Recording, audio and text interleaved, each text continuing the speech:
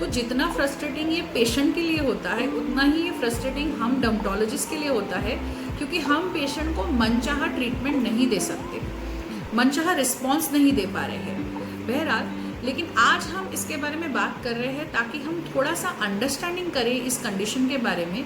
तो आप, अगर आपको मेलाज्मा है तो आपको थोड़ी जानकारी हो कि एग्जैक्टली ये होता किस वजह से है। तो बेसिकली इसमें 3 चीज़ें मेजरली इम्प्लिकेटेड हैं। पहली चीज़ है धूप, ठीक है।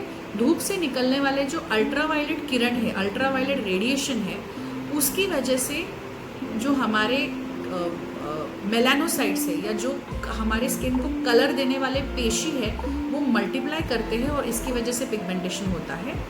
दूसरा है स्ट्रेस, ठीक है। अगर आपकी ज़िंदगी में स्ट्रेस काफ़ी सारा है उसकी वजह से भी ये मेलाज्मा का पिगमेंटेशन बढ़ सकता है। और तीसरी चीज़ है हार्मोनल चेंजेस, हमारे शरीर में जो हार्मोन्स की उथल पुथल हो रही है उसकी वजह से भी ये पिगमेंटेशन बढ़ सकता है, ठीक है। इसके अलावा अगर आप गर्भ निरोधक गोलियां ले रही है उसकी वजह से ये बढ़ सकता है। अगर आप गर्भ निरोधक गोलियां बंद कर देगी और थोड़ा सा ट्रीटमेंट करेगी तो ये वापस हो जाता है।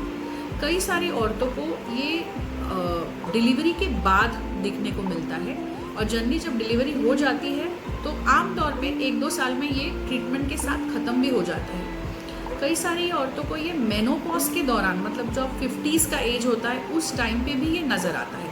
तो बेसिकली बात वही है, जहाँ पे आपकी बॉडी में हार्मोन्स की बहुत ज़्यादा उथल पुथल हो रही है उस समय ये ज़्यादा किस्म से हो जाता है।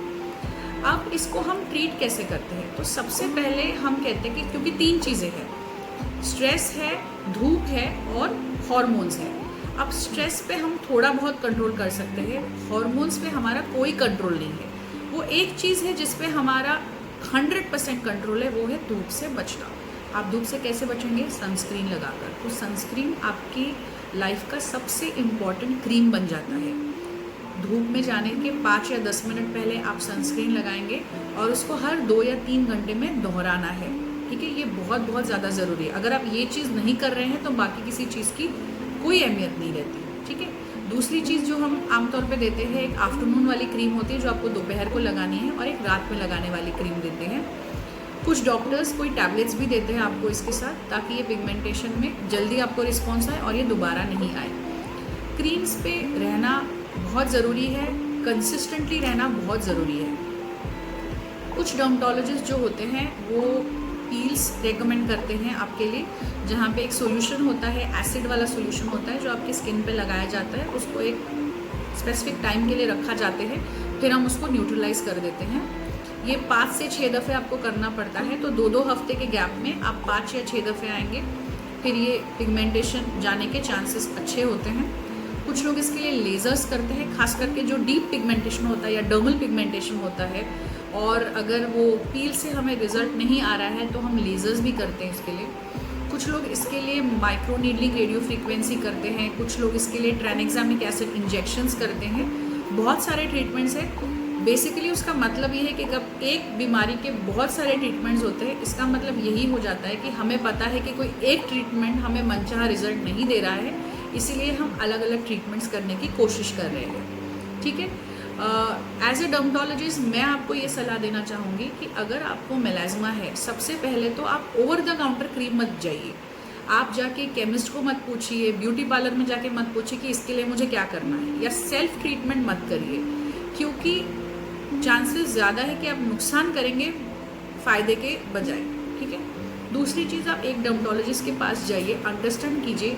अगर आपको पसंद नहीं आ रहा है आप दूसरे डर्मेटोलॉजिस्ट के पास जाइए, लेकिन आपकी बीमारी को अंडरस्टैंड करके आप सोचिए कि आपको क्या एक्सपेक्टेशन है। दूसरी चीज़, अगर आपने बेस्ट ट्रीटमेंट्स कर लिए, आपको बहुत अच्छा रिस्पॉन्स आ रहा है, आप ये समझ लीजिए कि सब ठीक होने के बाद भी ये दोबारा आ सकता है। ऐसा कोई लेज़र नहीं है, पील नहीं है, क्रीम नहीं है जो आपको ये गारंटी देता है कि हाँ भाई इससे चला जाएगा और फिर दोबारा कभी नहीं आएगा। ये नहीं होता। तो जो लोग आपको ये प्रॉमिस कर रहे हैं उनसे दूर रहिए, बिकॉज ऐसा नहीं होता। आप जज नहीं कर सकते कि आपके हार्मोन्स ऊपर नीचे दोबारा कब होंगे, ठीक है।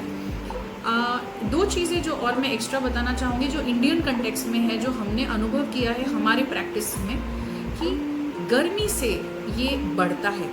हमने बहुत सारी ऐसी औरतें देखी हुई हैं जो कहती कि मैं घर के बाहर ही नहीं निकलती, मुझे तो धूप लगती ही नहीं है, फिर भी मेरा पिगमेंटेशन कम नहीं हो रहा है या गर्मी के मौसम में बढ़ जाता है। तो हीट जो है या गर्मी जो है उससे भी ये पिगमेंटेशन बढ़ता है, खास करके वो लोग जो बहुत ज़्यादा कुकिंग में इन्वॉल्व होते हैं। तो कोशिश कीजिए अगर आप गर्मी में जा रहे हैं तो आप बर्फ़ लगाएं ताकि वो आप टेम्परेचर को थोड़ा सा रेगुलेट करें। दूसरी चीज़ जो हमने देखी इंडियन कंटेक्स्ट में, इस फ्रिक्शन से ये बढ़ता है। तो अगर आप आईब्रोज कर रहे हैं तो ये जो